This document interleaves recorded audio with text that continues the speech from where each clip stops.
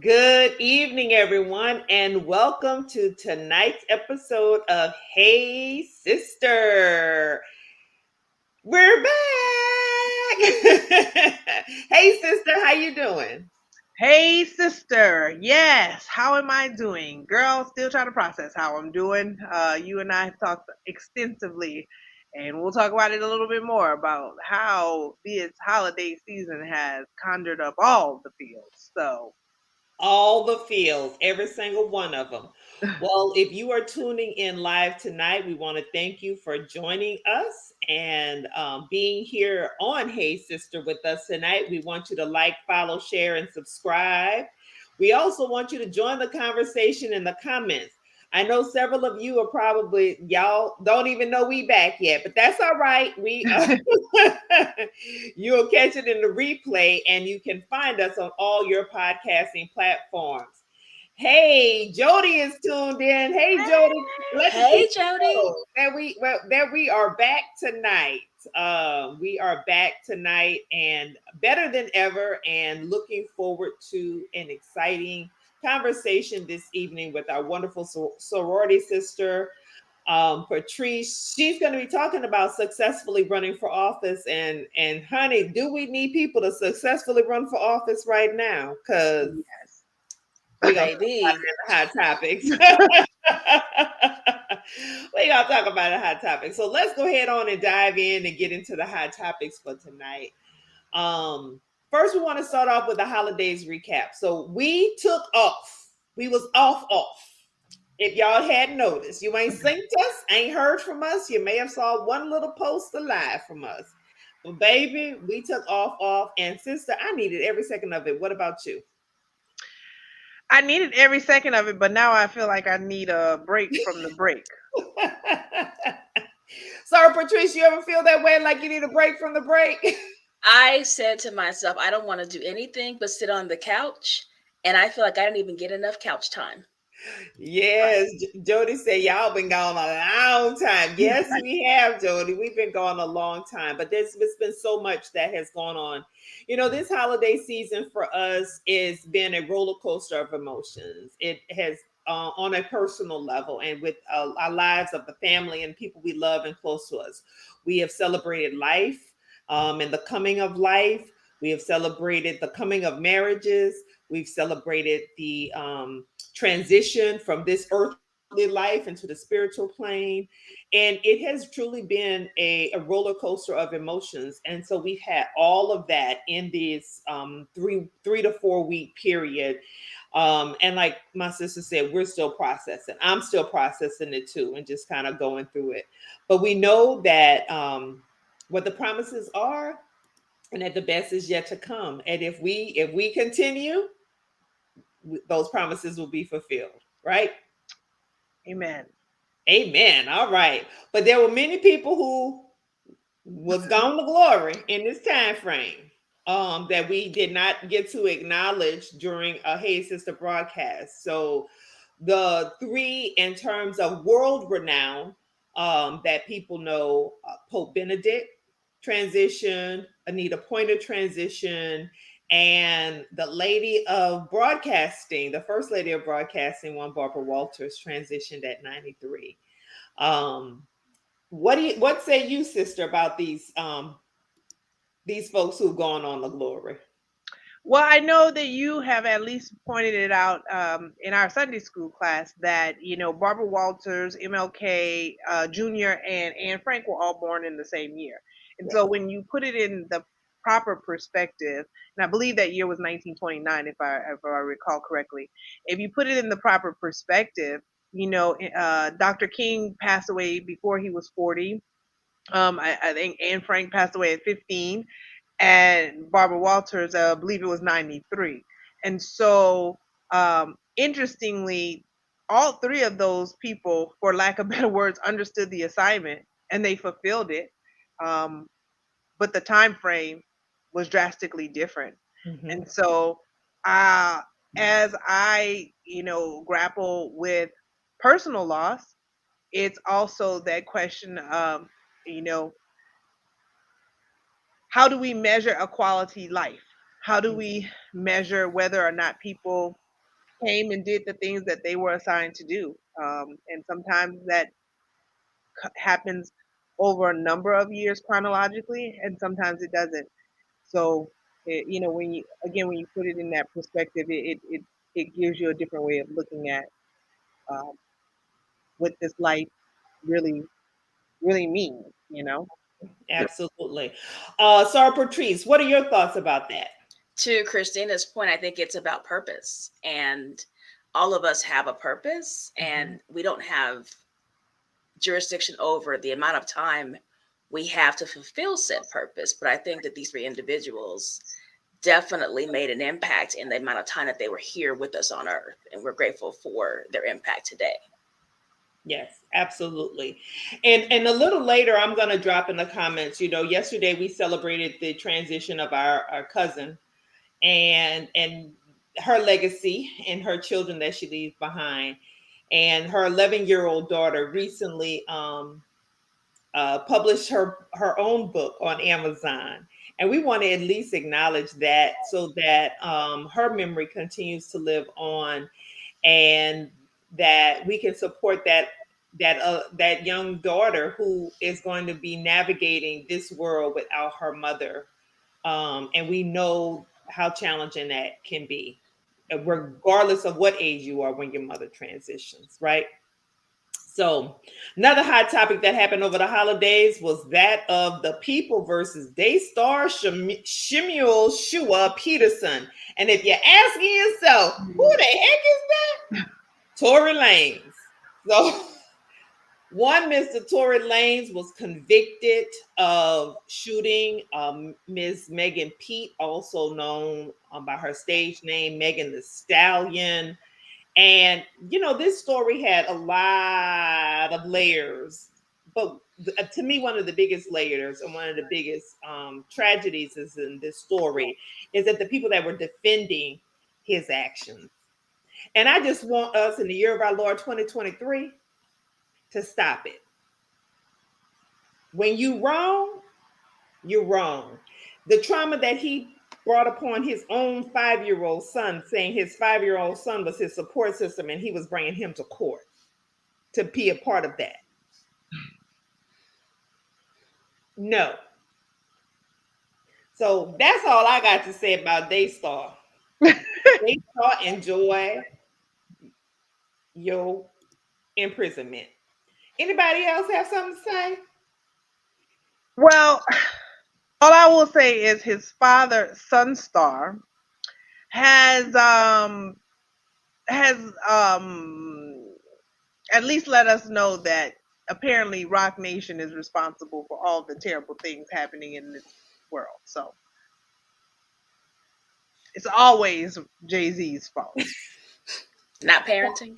Not parenting, not the miscarriage of more parenting, bringing your 5-year-old to the court, not you just getting so intoxicated, because clearly going to Kylie, well, the Kardashian Jenner clan has never really been that helpful to Black men, but clearly going to their house and getting very intoxicated to the point that you end up shooting someone and you didn't mean to do it. Yeah, none of that. It was all Rock Nation. So I will say that we need to believe women and believe Black women when they speak up.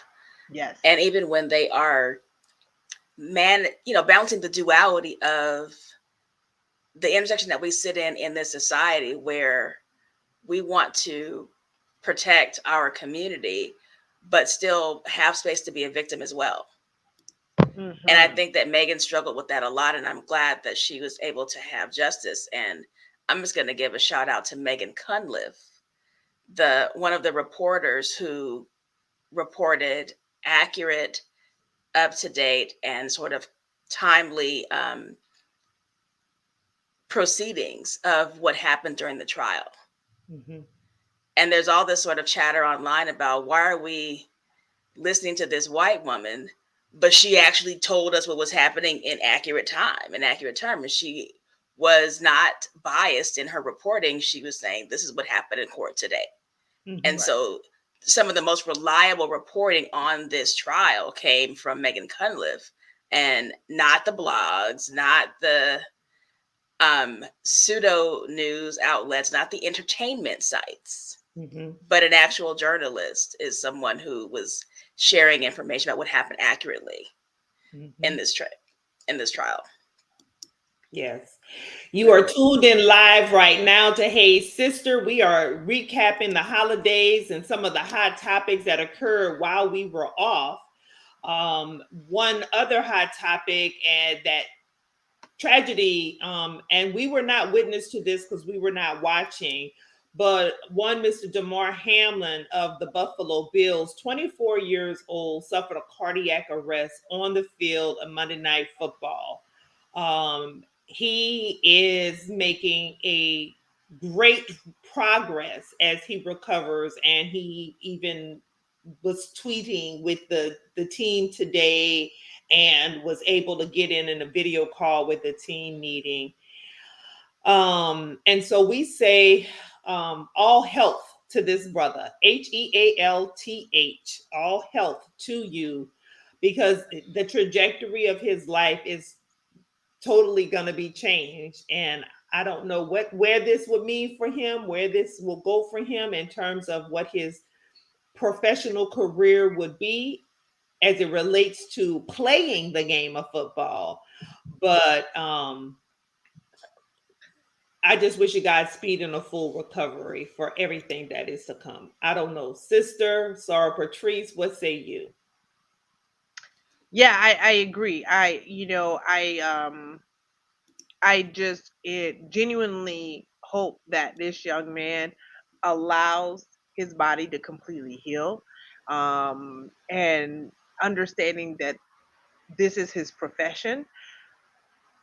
Sometimes we try to get back to work a little sooner than we should, and at the end of the day, nothing is more precious than the life that you're given and the time that you're given here. Clearly through this tragedy, he's made a huge difference. He had a toy drive that he was trying to raise. I think it was $2,500 originally, and now I know it's well over 7 million. It may be up to 8 million now. So obviously his life is a living testimony, and sometimes that may be it. We talked about purpose just a few minutes ago. Maybe his purpose was for this. This all was part of the plan, but it may not be for him to be a football player for the rest of his life. And sometimes that is a hard pill for young men to swallow when this is all they've been working towards. But you got to trust that if it doesn't happen for him moving forward, that God has a bigger plan for his life. Yeah, absolutely. What about you, Sarah Patrice? Couple of quick thoughts. I certainly think that his purpose is going to be redefined as he moves forward in his recovery. I also am standing in agreement that his full recovery is the priority here. And I'm hopeful that he will do so in a way that is in alignment with what his body is telling him and not what he believes his recovery should be, not what external pressures are putting on him for his recovery. Mm-hmm. I also hope that this opens up a wider conversation about workplace safety, because Mr. Hamlin was injured in his place of employment and now in his workplace. Mm-hmm. So let us have a conversation in all industries about how are we protecting workers? How are we ensuring that people who are coming to perform a job are doing so in an environment that is safe and that is going to protect them in some way while they're performing these duties and tasks? And I hope that the Players Association as an organization and as a labor organization, because they are part of a labor entity and collective bargaining, that they in fact advocate for increased protections for their workplace. Mm-hmm. Yeah, that's a beautiful sentiment. I am glad to have read earlier today that because he's obviously placed on injured reserve, naturally in their contract, if they're placed on injured reserve, normally they would not be paid because you get paid to play the game, right? Mm-hmm. But the NFL Players Association, along with the NFL, has agreed to pay his full contract for this year. And I think it's like a $3.2 million or some change contract. But sadly, what we know, and I don't know what their health insurance policy is, but we know that that hospital stay is going to be a $1 million hospital stay because of the type of care that he had to receive. So workplace safety, insurance, so many layers can But be let us shout out the Affordable Care Act, because now there are no limits. there are no maximums on the cost of your treatment. That's right. I shout out the Affordable Care Act every time I go to the doctor. How about that? Because y'all not gonna tell me what I'm not gonna get. Now we have one more conversation, and this is gonna like kind of start us getting into this conversation with Sarah Patrice, who is in the world of the political space. We had to do one more shout out to our brother Hakeem Jeffries, who is the first Black American to be in a leadership position in the House of Representatives. We're going to talk a little bit more about that foolishness. But if you haven't checked out his ABCs for Congress or ABCs for legislating, go check that out. We're going to drop that YouTube link in here in a minute.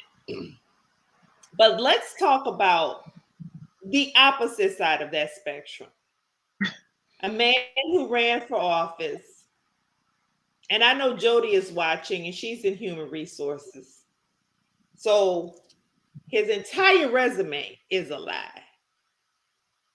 His work history, his education history.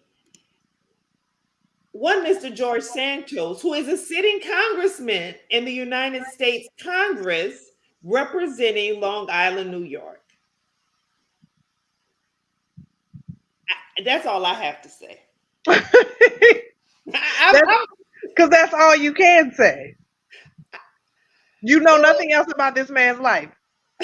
Well, we do know that the only employment that they have been able to actually verify is him having worked as a customer service representative for Verizon. Okay, all right. So there is a job, So not the jobs that he specified or the jobs that he chose to publicly disclose, but there is a job that has been able to be verified. Fair and let's even talk about this is not even his real name. You know, they say his mama died about 3 times. At least twice that we know of. And he's not Jewish, but he's Jewish. Yes. He's also apparently Black-ish as well. I mean, it just speaks to the larger sense of entitlement that other people have, the amount of grace and like just the verbal gymnastics that I have heard people using in trying to explain, defend, and justify the total the lies that he has told. This is not sort of like puffing your resume. This is not embellishing to say that, you know, you may have gotten an A- in a class and you said you got an A. Mm-hmm. I mean, this is just pure, flat out lying. Like there's nothing about it. If you had applied for a job and said, you know, under penalty of perjury, I attest the statements and this information is true and accurate and correct, this will be grounds for termination in any other industry. Immediate. End of story. They would call you into the office and have your paycheck ready for you and say, thank you for your service, but we are no longer employed at XYZ organization, whatever organization it is. Mm-hmm. Yeah. With a quickness. But see, he wouldn't have even gotten a check because they just said he hadn't even been sworn in as of, I guess they got sworn in today, or was it late last night? Whatever, Kevin, we're going to talk about that speaker debacle because he wouldn't have even gotten a paycheck.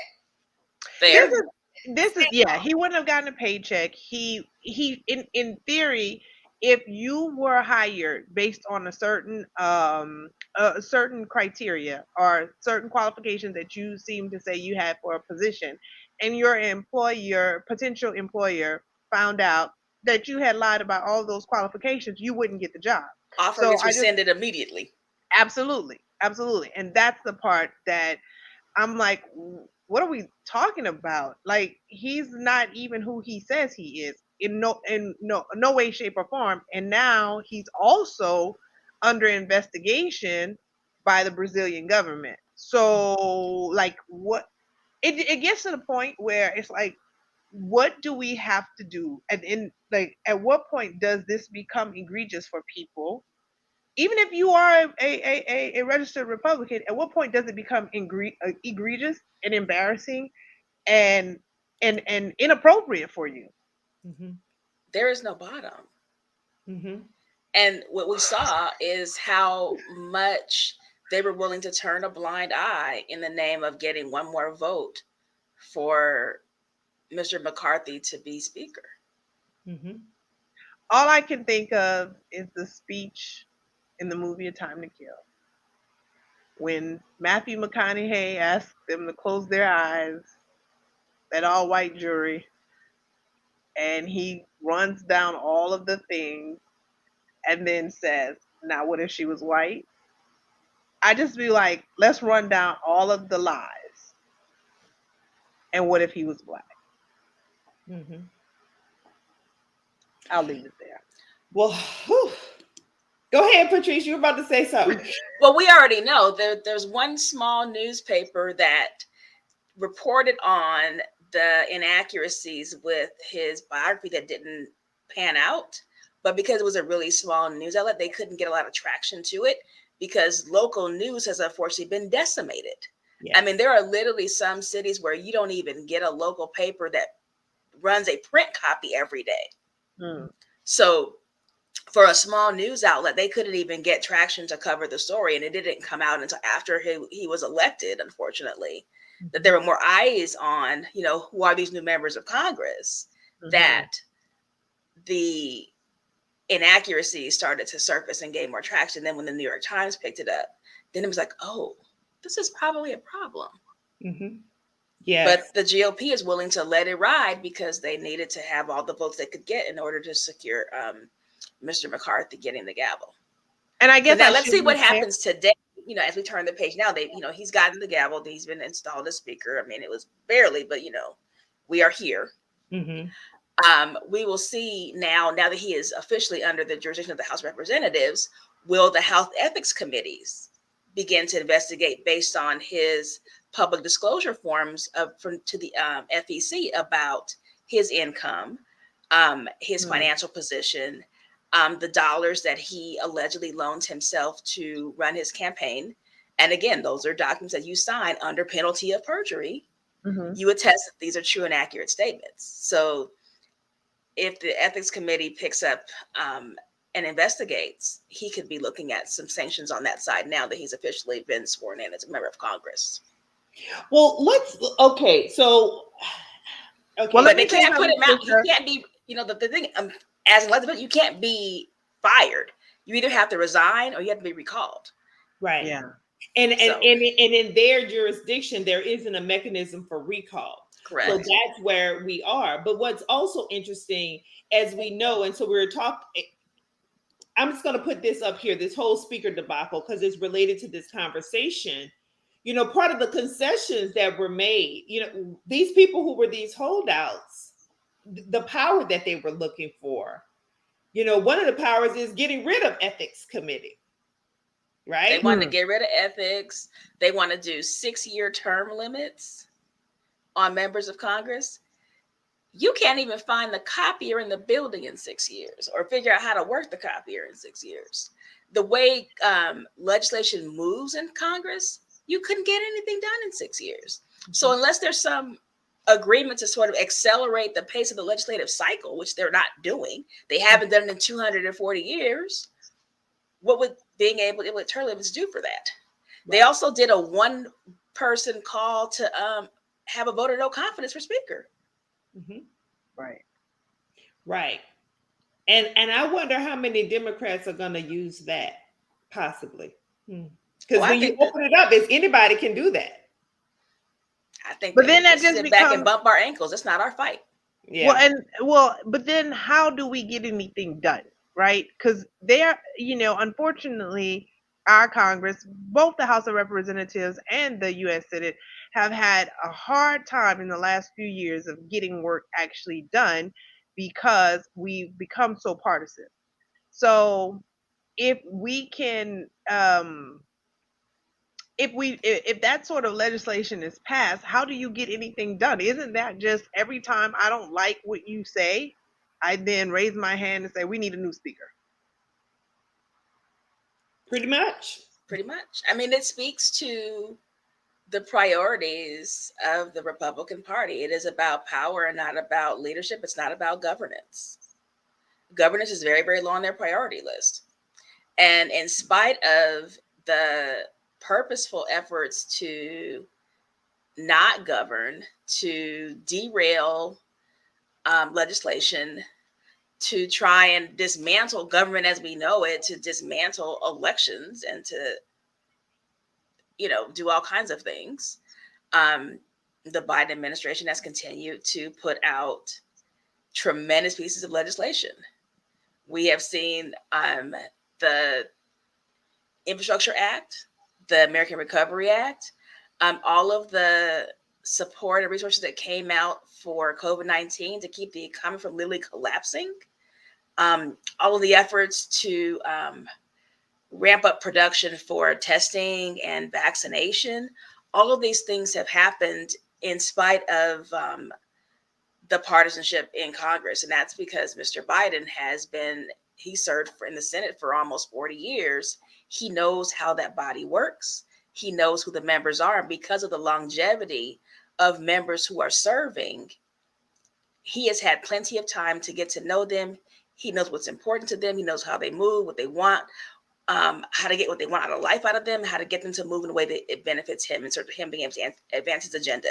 And that is what leadership is. And, Speaker Emerita Pelosi has been quoted to say, if you do not have the votes, you do not come to the floor. Mm-hmm. And if nothing else, what you always saw is no matter how divided her caucus may have been on issues in the family conversation, when they came to the floor, she knew she had the votes to pass her legislation. Mm-hmm.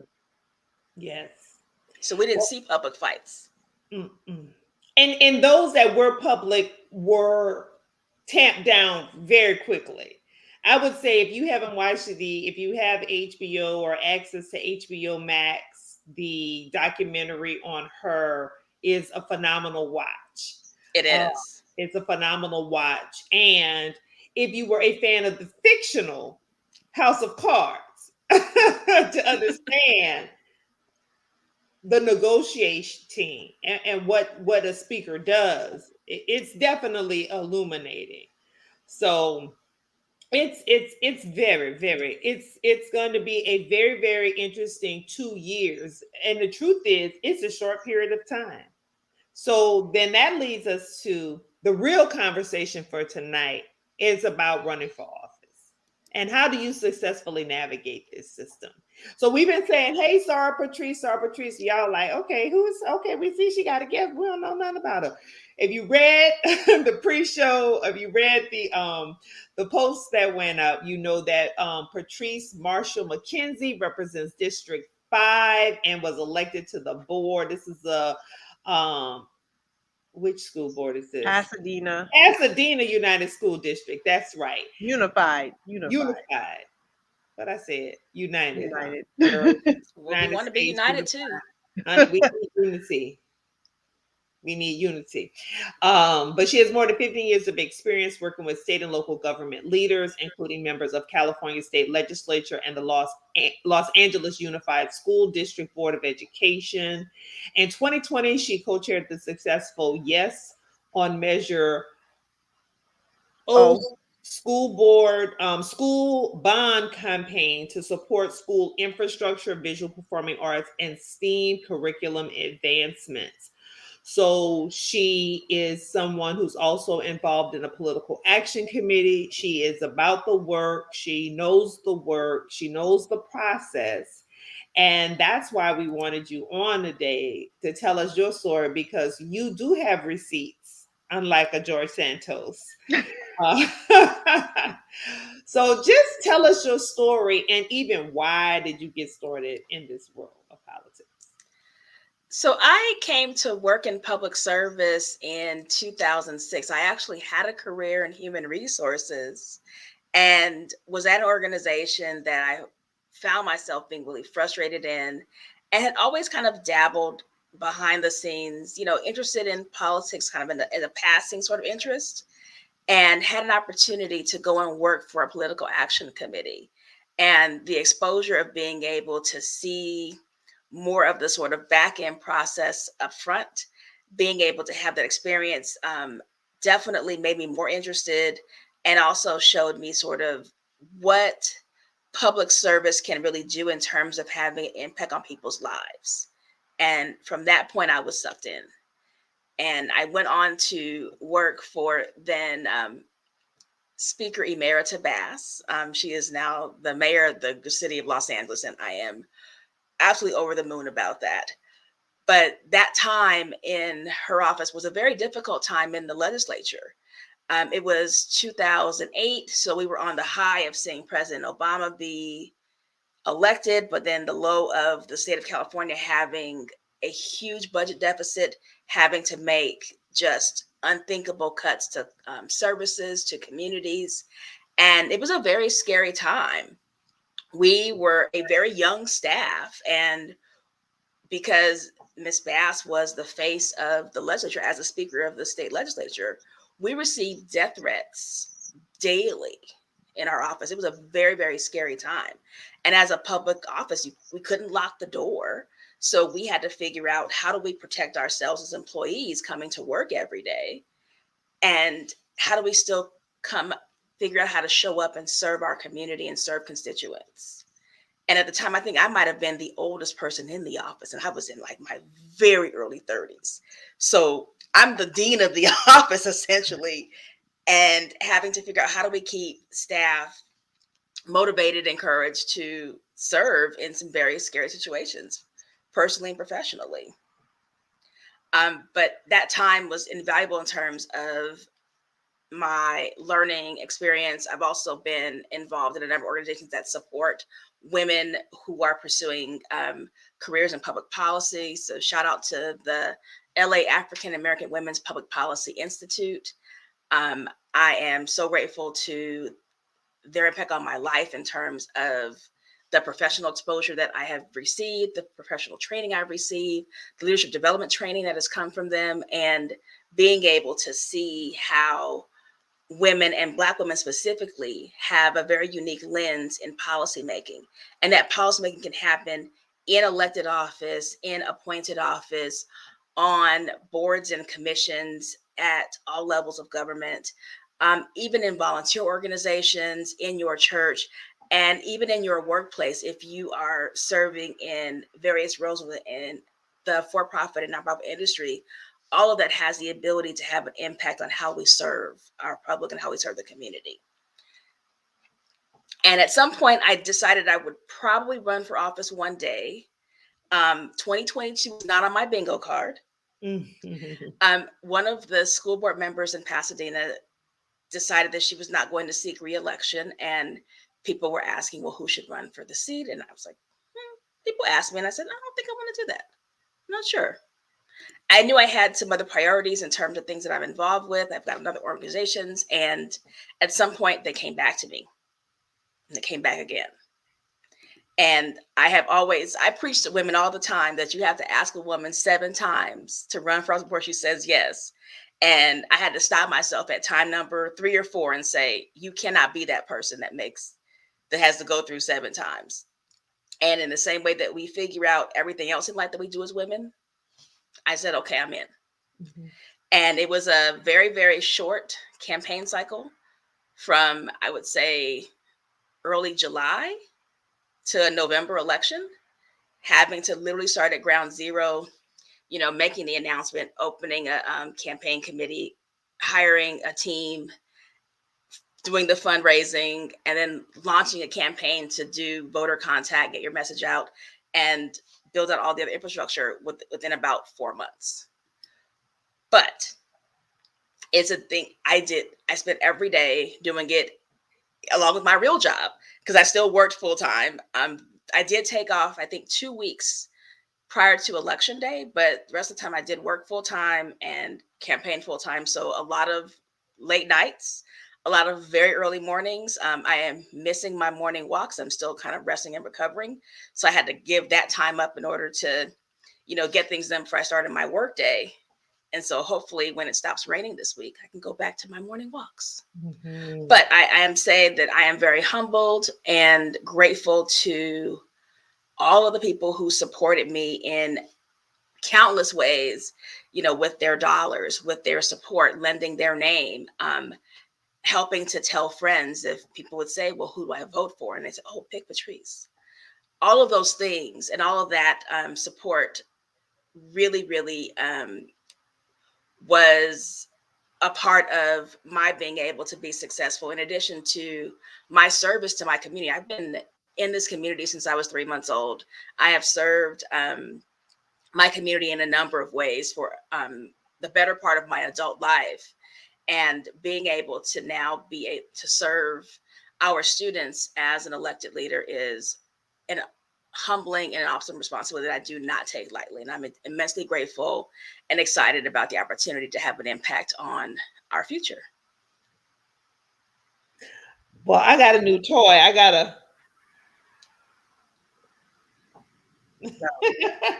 It didn't work, sister. It didn't work. Oh no.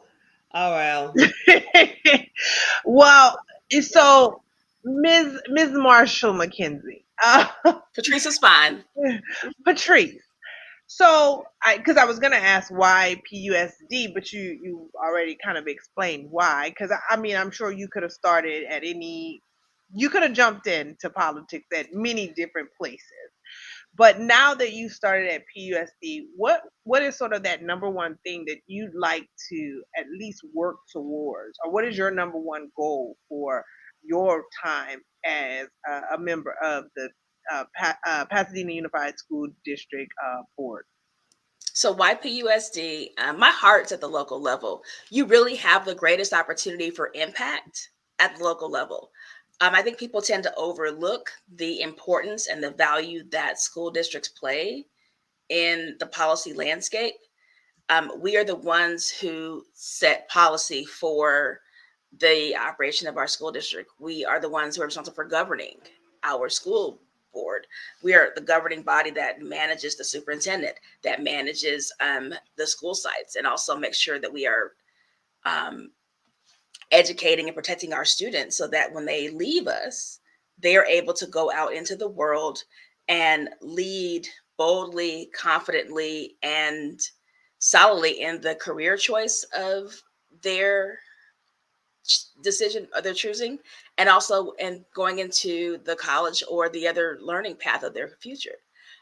Every student is going to have some post K-12 learning in some way, shape, or form, be it traditional 2 or 4 year universities, be it training at the community college level, be it an apprenticeship program if they're acquiring a trade in some way, and even if they are going into digital spaces in some way, there's some training that's needed to be acquired in those career paths.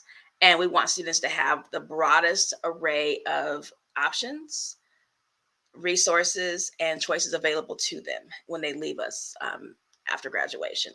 But my priorities are elevating student achievement, building our infrastructure so we can actually have, going in the 22nd century, learning facilities available. So that is laboratory space, maker space, project-based learning facilities, et cetera, so that our students can have the broadest array of curriculum options available to them. We have space to accommodate these things. Mm-hmm. And also having more community engagement. I think that people who don't have children tend to sort of turn their brains off to public school and to school in general. Like, I don't have kids, it's not my thing, I don't need to care about that. We all need to care about our students in public school. Public education is one of the most foundational organizations to our democracy. And it is everyone's role to protect, promote, and to preserve the entity as it stands today if we want to be able to see our communities continue to grow and thrive. So I want to see our communities fully engaged in terms of supporting public education, I want to see us have smarter conversations with how do we leverage resources with other branches of government. Also have really meaningful community engagement with our community and families. How do we build smart partnerships? Pasadena is a tremendously resource-rich community, but we don't always talk to the right people at the same time. And so I want to be able to help us facilitate those conversations. Okay. We have a comment over here. Let me see. Yeah, please say that. Thank you, Carmen. Hey, Carmen. For commenting on that. Well, when you said you have the greatest opportunity for impact at the local level, I think people take for granted even those local elections. The news cycle focuses on Congress. The news cycle focuses on the federal government. And for the most part, the day-to-day services that the federal government provides, I'm not trying to shade the federal government, but the only thing that they really do that touches people for the most part day-to-day is they have a quasi responsibility over the postal service. And if you are a veteran, you're receiving VA benefits. And if you're a senior, you have Social Security and Medicare. But if you're not in that age range, the post office is the only thing that they do for us that really touches the broadest array of people. Whereas at the local government level, our school boards govern K-12 education. Your city councils manage, streets, utilities, roads, infrastructure on that level. Your courts manage the criminal and civil courts, children's courts as well for family issues that get adjudicated. County tends to house a lot of your health human services needs. So Department of Children and Family Services. So the folks who need to go knock on Tory Lanez's door and find out how is he really parenting his child. That's at the county level. Mental health services, your county hospital systems, all those things sit at the county level, which Sidebar County is the oldest seat of government. So before there were cities and states, there was county government. Mm-hmm. Yeah. And then at the state level, you have now your legislative policies. And for all the folks who think that they want to be rock stars and go to Congress because it looks like it's the most exciting and the most impactful, state government is where you really have impact too. So folks who say, I care about voting rights, I care about civil rights, I care about, economic empowerment, state government is where those levers really exist. Because what we're seeing is that in the way of laws that are promoting voter suppression, that's happening at the state level. What we're seeing for states that don't have independent redistricting organizations, state government is drawing those districts that are disenfranchising voters. So if you care about voting rights, run for Secretary of State, because the control of elections and the control of businesses happens at that level. So Congress gets all the attention, but your state and local government is really where you have the ability to touch people's lives on a day-to-day basis. Yeah, and it's powerful because those infrastructure, like you talked about, the things that the Biden administration passed. That money comes from feds to the states. Those federal dollars go down to your state. So if your state legislatures and governors decide, well, we're going to do something different with this money, i.e., I live in the state of Florida, and we're going to have people on these boards and commissions, and we're going to direct these funds so we can access the funds, but skirt the kind of the rules around the funds to divert them into places and spaces we want them to go. That's what the power is at the state and local level. And look, that's what happens all the time. The water crisis in Jackson, Mississippi, and how they were trying to get support from the federal government, but their state blocked it. Mm-hmm. So local's really where it's at. Mm-hmm. Yeah. But I will say that it's I don't want to underscore or downplay the challenge of running for office. It is not easy. It is a huge sacrifice. It is a huge commitment. I have always said that I never wanted to be someone who was in the public eye in that way. And having to give your anonymity up in some way, it's a sacrifice. And I think a lot of women are very hesitant about that because, you are giving up your personal time. It's another thing to balance with your family. I mean, I am so grateful that my husband is immensely supportive. I mean, I think that if there was a person who was more excited, I think it's him. So I'm grateful to have that support, but it becomes a challenge because some women have to make decisions about where they are in their professional life, where they are in their family evolution. Like, are they parenting young children? Are they managing the care for parents or elders? And all of those things become considerations. And depending on where you're serving and how you're serving, the compensation or lack thereof can impact your economic viability later. Those are all real considerations. We already know that women are making, I think it's 81 cents on the dollar for white women. Black women are somewhere sitting at 65 cents. So if we already are making less money, and then if you are going into a role that you're going to take a reduction in pay in your prime earning years, those are all kind of calculations that women have to make that fortunately men don't have to make when they make this decision to run for office. I don't want to generalize. And that's why we end up with some of the people we have in office. Because folks that have good sense are usually like, no thanks.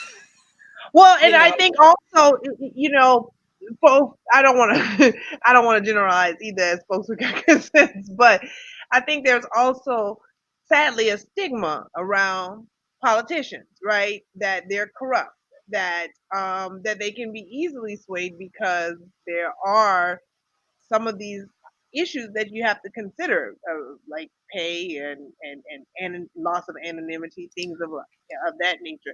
So, I mean, how do we even begin to encourage more women to start running for these offices? Like, where do we start that conversation? I think it's a conversation about articulating that women are not labor, women are leaders.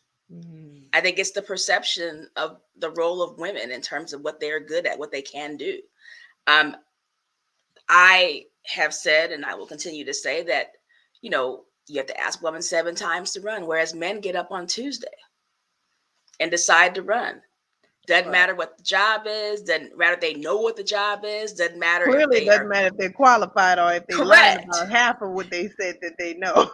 But and that there's less scrutiny on men than women. I mean, we still have to be honest about that reality. The scrutiny looks different. And so I think that there's also the barrier to entry about dollars and cents. And let's have a real conversation about the fact that running for office is not free. It is not cheap. And it does require you to raise dollars if you are not independently wealthy. And I think that fundraising, just the word fundraising kind of turns people off and kind of puts a wall up sometimes for folks. And I also think that women are not conditioned to ask. That's perceived to be a weakness. It's perceived to not be something that we are skilled at and good at, when in fact the opposite is true. So for all the things that we balance in our daily lives, we balance budgets, we manage households, we are logistics experts with keeping family schedules, children's schedules, life schedules on track, professional schedules. All of those things are the same skills that you use in office. But I think that the barrier to entry about the dollars it takes to run a campaign, because campaigns are not cheap. And I think the higher the level of office, and depending, there's some exceptions to that because, some local law offices can also cost as much as, federal offices. But dollars and cents can also be a barrier to entry. And there are a lot of people who will say, yes, but I don't know if I can raise the money.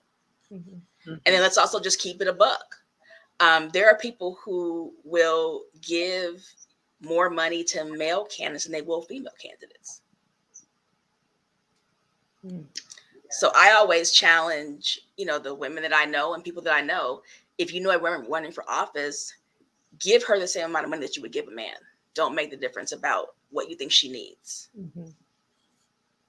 And it's interesting you said that, because so much of those things are built into our subconscious, right? Because of how we've been socialized and raised and who we've been trained to value, Mm-hmm. right? So much of that is done subconsciously. I just showed that comment there, so hopefully you saw that. A thank you for your service and sacrifice. We need more leaders like you.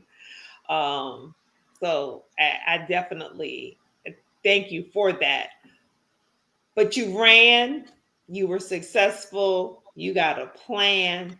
Say if I decide, okay, on Monday, so not Tuesday, on Monday, I'm going to decide, all right, I'm going to run.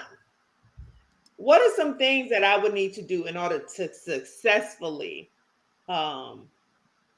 achieve? Like, what are the steps? Yeah, where do you get started? Because I Where? wouldn't even Yeah. know who to call first. Well, let's talk Okay. first, but also think about what level of government, when is the election, what is the paperwork you need to fill out in order to run in your jurisdiction? Mhm. Because certain jurisdictions you have to pay a filing fee. Like in Pasadena, it was a $25 fee in order to obtain the paperwork. There's a particular time frame when the paperwork is available.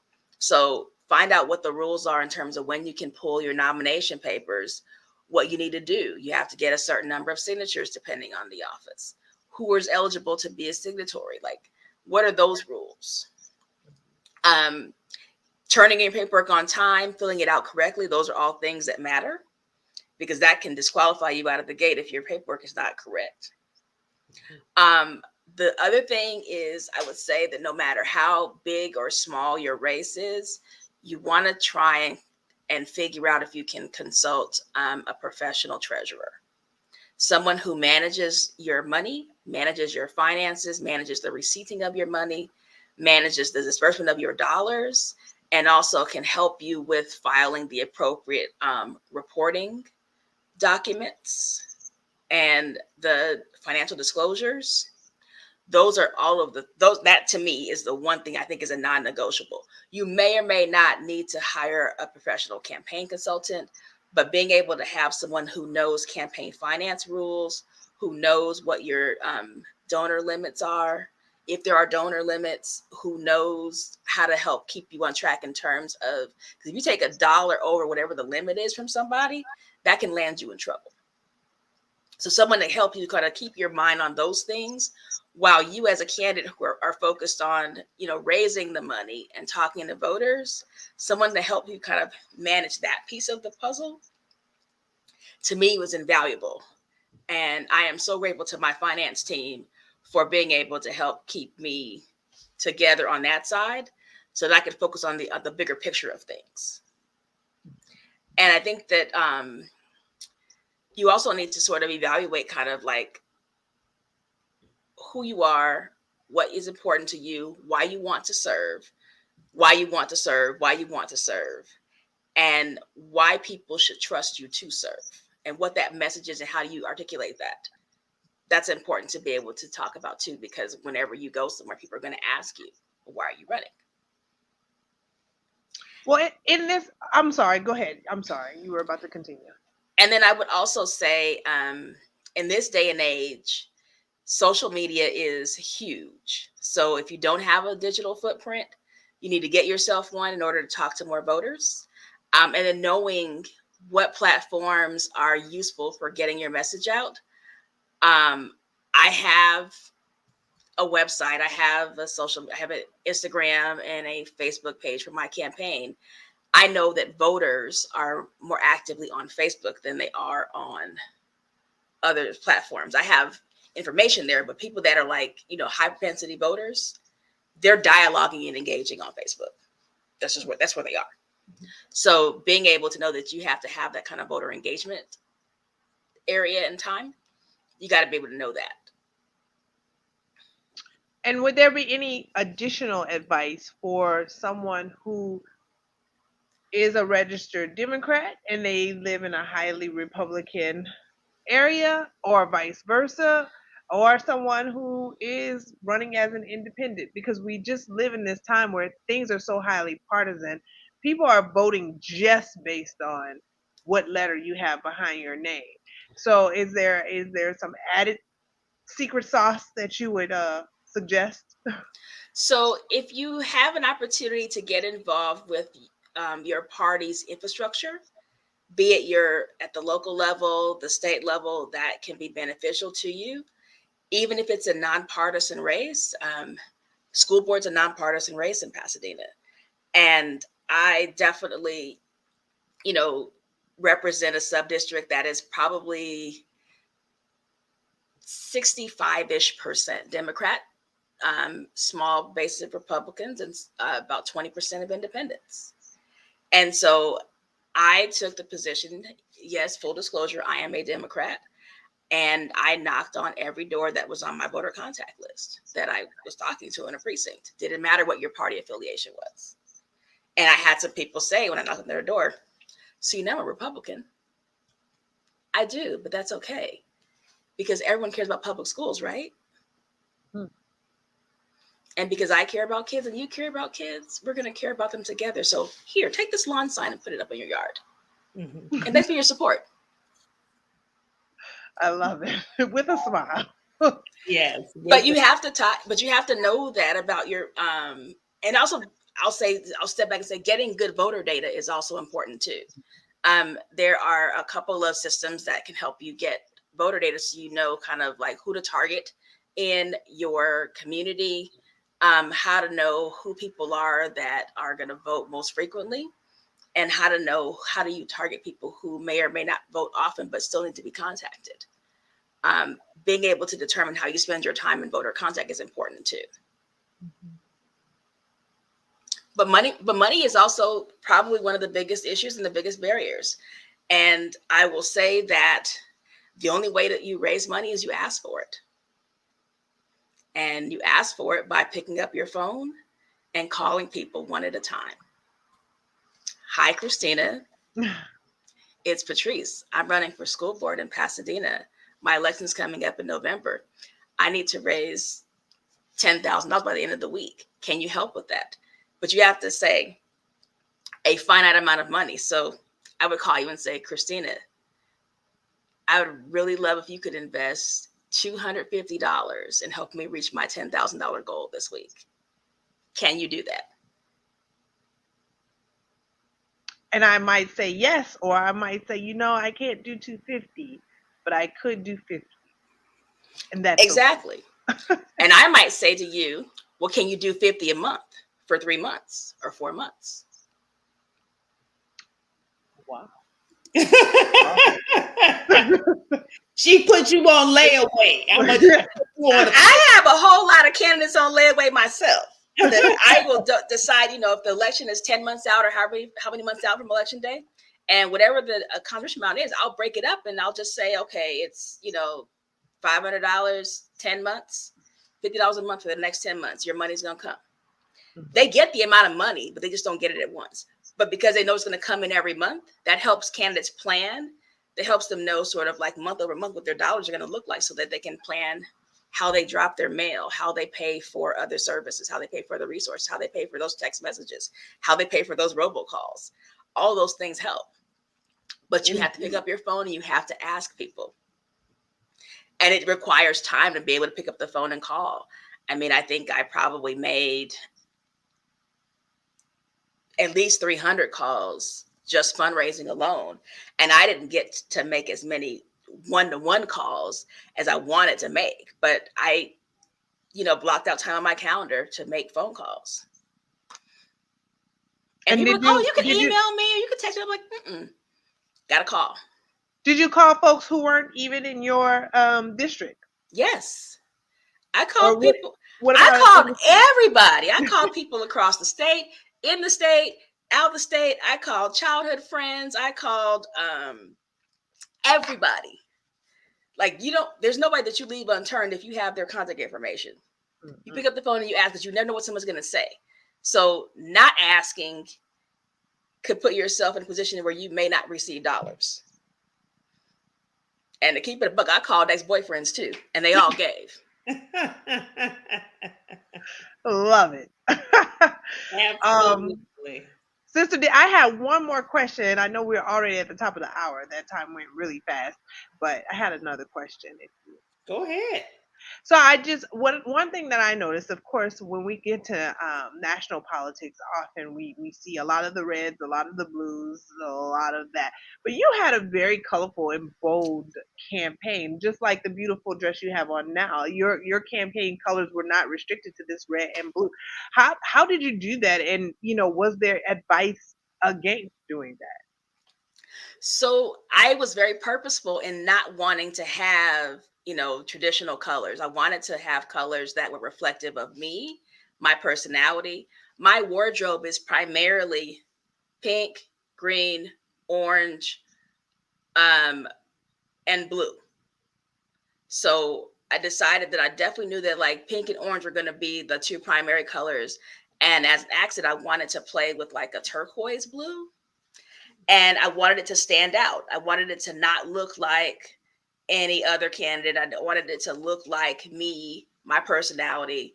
I mean, all of my business attire has been redone in bright colors. I wanted it to stand out the way I stand out when I walk into a room. Mm-hmm. And so I also made sure that all of the clothes that I bought for my campaign were in those colors. So almost everywhere I went, I wore pink, orange, blue, and some combination of those colors. I love that. So, I mean, I just wanted to make sure that you didn't have to be sort of like a stuffy person. I'm not a stuffy person, and you don't have to follow those rules anymore. I think that women can show up as their authentic selves. My hair is natural. It has been since 2004. I actually ran in a district that probably has, I can't even remember, but it's a really, really small number of Black voters. So I knew I wasn't going to win with just Black people voting for me. So I knew that people who made the decision to vote for me were doing so because of what I stood for, how I presented myself, and what I was passionate about. Mm-hmm. So you knew what you were buying up front when you were voting for me. Yeah, I love and that. So I wanted to be consistent. I wanted to be authentic, and I wanted to be purposeful in how I showed up. Mm-hmm. Wonderful. Well, you have a brand and you live in your brand, and I love everything that you're doing. I wish you great success. So you are just starting this journey. I was going to ask a closing question about, so what's next? Serving the students of the Pasadena Unified School District. All right. Well, that is what's next. So Patrice Marshall McKenzie, she is here to serve the students of the Pasadena Unified School District. You can find her, drop the social media links if you can, sister, because I don't have them handy.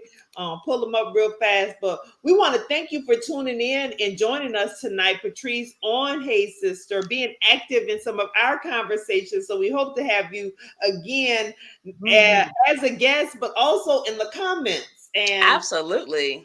And tell folks about this, our platform, what we're trying to do here, the conversations that we'd like to have. We would love to have you back because a couple things we didn't get to dive into tonight to talk about school safety. Recently there was a 6-year-old child in the Virginia area who brought a gun to school and shot a teacher. And again, I asked, where are the adults in that situation? Where are the adults? So that's a conversation that I would love to kind of dive into with you more. The takeover in terms of even just education and curriculum by those who don't want history taught. Yes. I would love to dive into conversation with you about that as well. There's just so many more conversations that we want to have with you. But we dropped in your personal, where they can find you on Facebook, where they can get you on Twitter and Instagram, and even Facebook and Instagram for Patrice for Pasadena. And we know you're going to serve them well. So thank you, thank you, thank you. Thank you so much. It would be an honor to come back. There's so many other conversations to have. And talking about teaching history as it happened is important. And school Mhm. safety is super important as well. So, open invitation on my calendar to come back whenever you have me. Absolutely. Well, we will be taking you up on that offer. So, Absolutely. sister, any closing remarks before we sign off? No, I just thank you. You know, you've been a fan and a part of our Hey Sister family for a while now. Obviously, I know you through the sorority when I lived out in California, and you know, like you said, you have a presence.